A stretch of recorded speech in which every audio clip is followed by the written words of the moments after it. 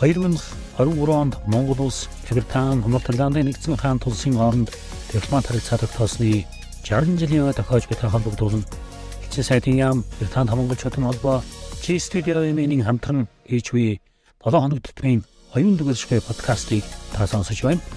Подкастын зорилго нь Британи улсад ажиллаж амьдарч буй үеийн монголчуудын төлөөлөл, Монголтой холбоотой төвлөрийн үйл ажиллагаа явуулдаг Британийн иргэдийн төлөөлөлтэй ярилцаж тэдний мэддэг төрслөхөөс үзэгч сонсогчтойгоо хуваалцахад иршнэ. Hello everyone. Today we have a special guest, Her Excellency British Ambassador to Mongolia, Fiona Blайt. Yeah. So yes. if I pronounce your name, please correct me. No, so that's great. You've been here for just over a month. Yeah. Yep. So new post, and so tell me about your first impression about Mongolia. So. Well, thank you for having me. I feel like I'm the latest. You've done a long line of very illustrious connections between Mongolia and the UK. So thank you for including me in that, because I am quite new to the Mongolia-British relationship. But I think one thing that I have felt in the short time that I've been here, just over a month, is the incredible warmth of the relationship. You and I knew each other before I came here, and so I felt like my I feel like my friendship with Mongolia started long before I actually got to Ulaanbaatar, but it feels much more real now I'm here. And I've been really struck by the warmth and enthusiasm of absolutely everybody I've met. Mongolian hospitality is legendary, and I've enjoyed it. It's been wonderful. So you have already travelled few Amax, because this is the season of holiday and festival season, I guess. And I know that, and you been in Arkhangam and also some business trip to Жилийн and what did you expect about the Natam? Because you've been in London Natam, yeah? So you had a little taste. Yes. You came here the actual Natam. Yes, you're right. I had a sort of preview in London, which was wonderful, and actually gave me a good foundation to understand, lots of things about the games and how to play them, and the food and the drink and the warmth and the relationships, as I mentioned. But you're right. I feel like even in a short time I've managed to see a bit of the country. I feel I timed it quite well to arrive in the summer and have a window to explore a bit before the real work starts in September. So I managed to go up north to Selangor, I managed to go west to Arkhangam, I've done a little bit around UB, I did my first walk up Boggs Mountain at the weekend to get a different perspective on the city. And it's quite important to me to see outside Ulaanbaatar. I was appointed as ambassador to Mongolia, and obviously a big part of Mongolian life is in the city here, but a huge part of life is across this vast and beautiful country.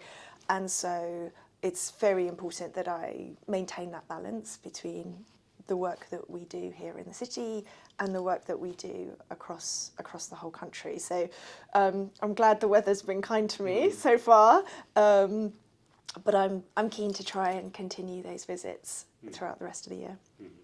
So obviously the vastness of the country attracts lots of our visitors, foreigners come, and I guess you also felt that way.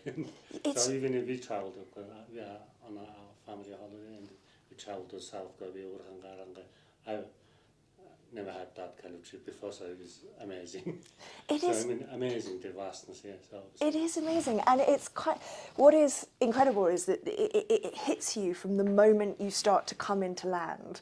I've mentioned this to some of my colleagues, that in many other capitals in the world, you're sort of surrounded by the kind of urban sprawl, and you come into land in London, and there's London comes to meet you, and you're surrounded by buildings. You come into land in Mongolia, you see it before you, and it really it was a very inspiring moment. I felt quite excited and overwhelmed when I landed here. So yeah, it meets you immediately. My previous guests on the podcast, they also the first impression about the vastness and landing at the new airport is in the middle of nowhere and just, where's the capital city? Yes. So, yeah. On the social media, I've been following you since we know each other, and then lately seems your embassy is planning to organize serious events. Yeah, so I mentioned that sort of the real work starts in September, and we are a small team here at the British Embassy, but we're creative and quite ambitious. So we've got a lot of very exciting events coming up, and you mentioned education, and I think that's one of the strongest pillars of the relationship between Mongolia and the UK. The work we do together on education is really a very important component, and that is everything from the Chevening scholarships that we offer to Mongolian students to come to the UK. It's also some work that we're doing with the Ministry of Education here, following the passing of the law that makes English the official second language. So we're looking at how we can support that. But another big part of what we do is inspiring young people to really reach their full potential. Mm-hmm. And that can be in the UK or it can be globally. And we're having an education festival. I think it's the 24th, I think it's the 23rd and 24th, or it could be the 24th and 25th, so September. And it's at the White Rock Centre, which is here in the centre of Ulaanbaatar, and it's called Inspire Me. And it's a series of events and really kind of bringing together resources to enable young Mongolian students to be inspired for whatever it is that they want to pursue. So that's everything from kind of cultural experiences, sharing a bit about the UK, food and drink. We'll have some workshops, we'll have some seminars, we'll have an opportunity for lots of education providers to come and talk about what they offer. We're also going to have some panel discussions that I'm looking forward to being involved in, just talking about how particularly women leaders in this country, what their journey has been, and how they have achieved the great things that they've done in their lives, and looking at how that can inspire young Mongolians to follow their own path. So any students from any different Mongolian universities can attend? Yep. Yeah? Look, I see. Follow us on Facebook. Yeah. I'll help also to spread the news. Thank you. Through our social platforms. Yeah. Thank you. So you mentioned educational side of your agenda, as we discussed earlier, and Inke, our mutual friend. Yes. She was also mentioned me that different ambassadors have a different kind of agenda and mainly concentrate on one or two aspects more. And what's your one in the next 3 years? Oh, I think it's going to be busy. Yeah, obviously. Lots of ideas. So there are some aspects of our bilateral relationship that are constant. So those things include things like our commitment to education, the growing trade relationship we have between Mongolia and the UK, and that is most obviously in the minerals and mining sector, but it's bigger than that. There's a lot of work that we're doing to expand things like the food and drink sector. And so I think trade will continue to be a really important component of our relationship. The UK has always as well supported Mongolia to protect this beautiful country. So we do a lot of work supporting biodiversity projects. A favourite one of mine, I love cats, and so I'm particularly enthusiastic about work that we do in the Far West, which is looking at protecting snow leopard population. But we do lots of different projects. We are also really committed to supporting Mongolia reach its very ambitious climate goals for the benefit of I'm sure as everybody in the city feels, particularly during the winter, but also globally. So those are the sort of constants. But then, as you say, I think it's quite natural for people to bring their own passions and enthusiasms to the job. And it's very obvious that I'm a female ambassador. I'm the fourth female British ambassador to Mongolia. So I sort of stand on the shoulders of the excellent women who came before me. But so it's therefore very important to me to kind of champion women and girls' opportunities in Mongolia, and I think I see a lot of potential to do that. See a lot of very positive trends.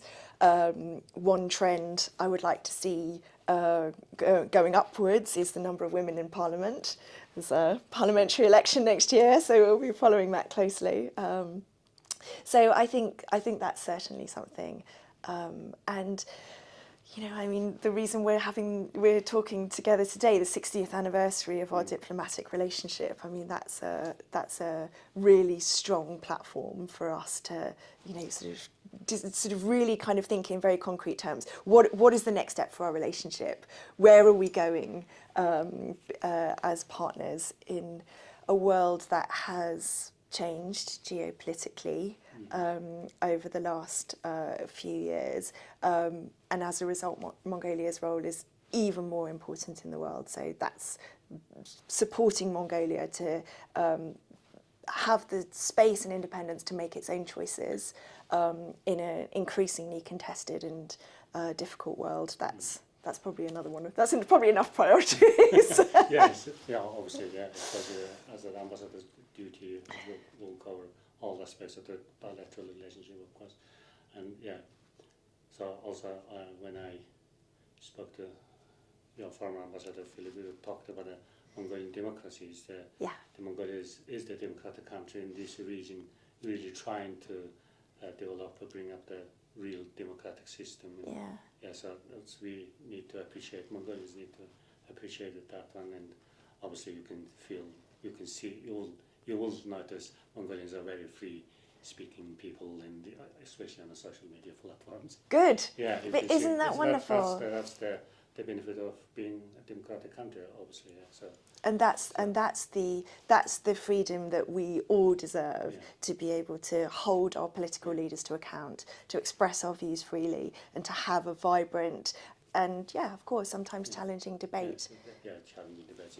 Obviously, it's not everything is a straight line. So no, everything is not a straight line. So one thing, because I can notice there's a book our G Studio Emin produced, remarked the 55th anniversary of diplomatic relationship. This book is also includes all the Mongolian community delegates in the UK.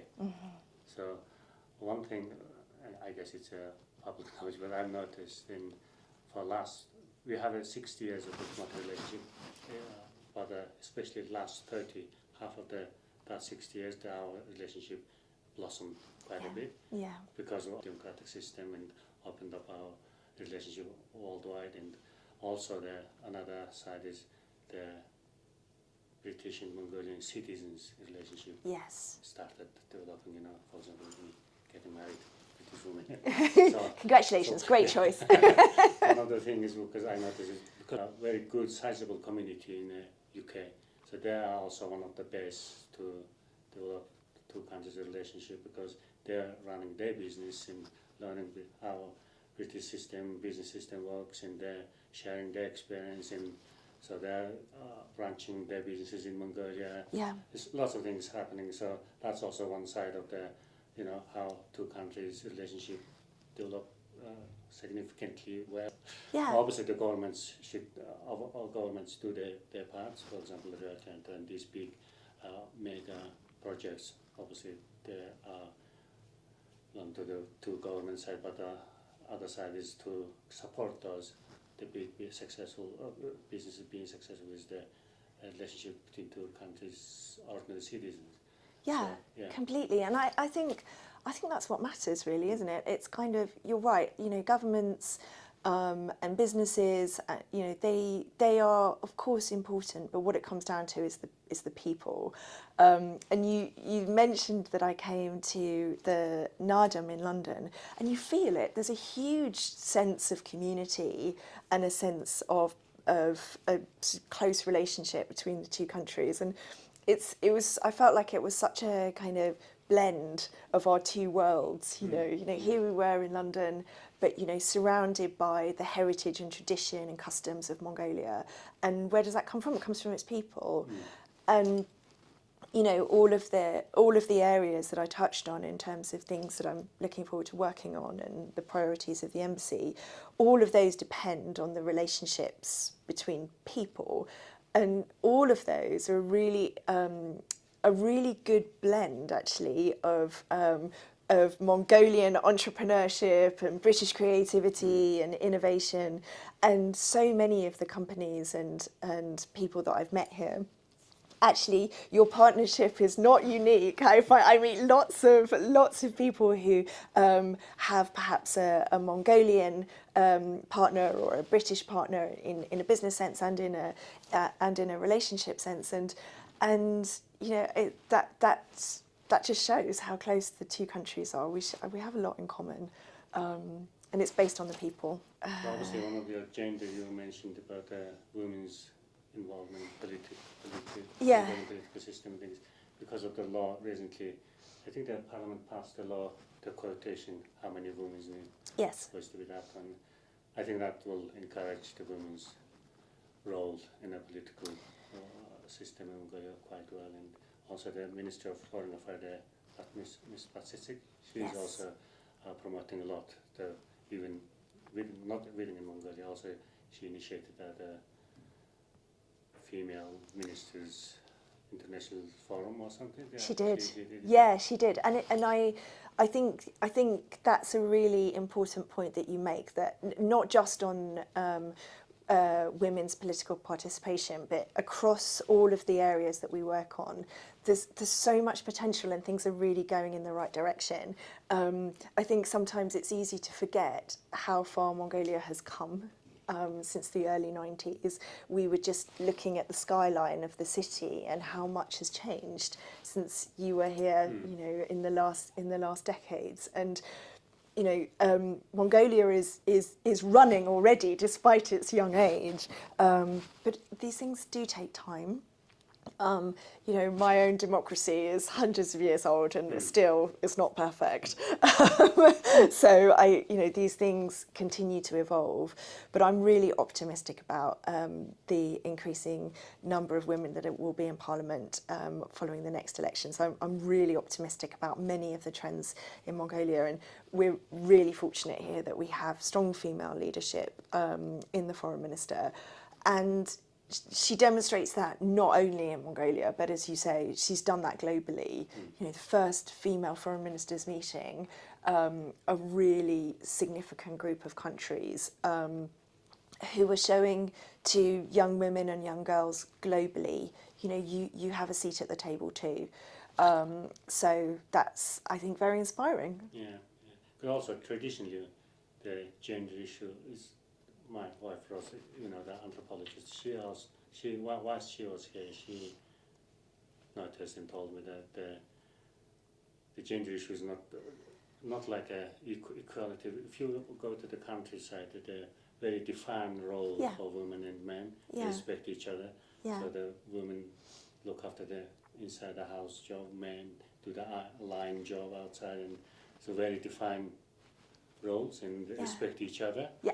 Not some different part of the world, they have a completely different idea about women, and but that's in that sense also we will learn about it. The Mongolians try to educate their girls, daughters, better than boys. That's now almost an issue. Yes, there's lots of educated women in Mongolia, and the male herders are alone in the countryside and that kind of thing. Maybe we need to think about the male part. And I think you touch on some really important issues there, because you're right. It's not as we said earlier, it's not a straight line. It's not just about giving women and girls the opportunities. And the kind of relationships that you describe, I think are so important in terms of the mutual respect that you talk about, and I think that is important. And it's not about making everybody the same, it's about giving everybody the equal opportunities. And I think that ultimately it's about enabling people to make individual choices, so whatever is right for them personally, and that could be a more traditional role, or it could be a different role. And I think that, again, I don't think Mongolia is unique in trying to balance those things. It's the same in the UK. You know, it's important to just give people the opportunities and the choices to make their own decisions, and to do what's right for them, and not say everybody has to be the same, but that everybody has to experience mutual respect and feel equal and feel empowered and feel able to make those choices for themselves. So basically, you came here the season of holiday season, festival season. Yeah. Now the September is approaching. Yes. The city is going to be busy. I guess you will experience the traffic jam and I guess so. everything. You must have heard about it, and so also the air pollution you just mentioned. That's gonna, because you have a very nice view. You can see the whole city from your office windows in there. I guess the whole business side of the Ulaanbaatar will kick off, and you will run full power. And I keep being warned about it, actually. I complained about the traffic the other day, and my team laughed and said that this is nothing. Like, we haven't even started yet. Yeah. So I think I'll have to find, like everybody does, my way of, I have to make peace with it in the way that everybody does, and find a way of getting around. And I think as well that maybe the pollution and the traffic during that period, maybe it gives us an extra momentum towards tackling some of these issues, because you're right, in the summer it's easy for those memories to fade a bit and think, oh, what a wonderful city, everything's working really well, and you have kind of reminders of that with things like the flooding that we saw over the summer.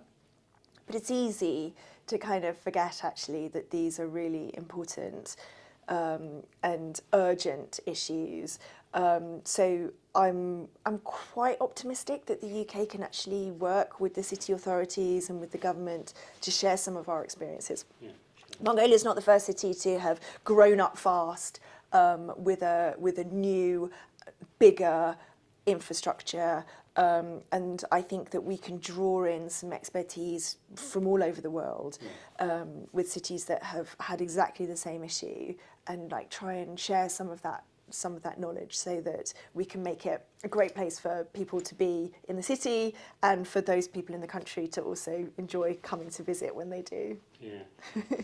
Okay, thank you very much. Thank you. Thanks for having me. Spending time talking to me, and thank you. Hope in the next 3 years you'll have achieved a lot of goals you want to achieve, and thank you. Hope my country will embrace you well, and good luck. Thank you. Terms as an ambassador to Mongolia, and thank you. Thank you, Beta. Thank you so much. And I believe that nobody achieves anything on their own, so we'll do it together, and with the support of the team in the British Embassy is amazing, and the Mongolian community in the UK is strong. So I feel like with your support, we'll be able to really make some progress. Okay. Thank you so much. Thank you. You.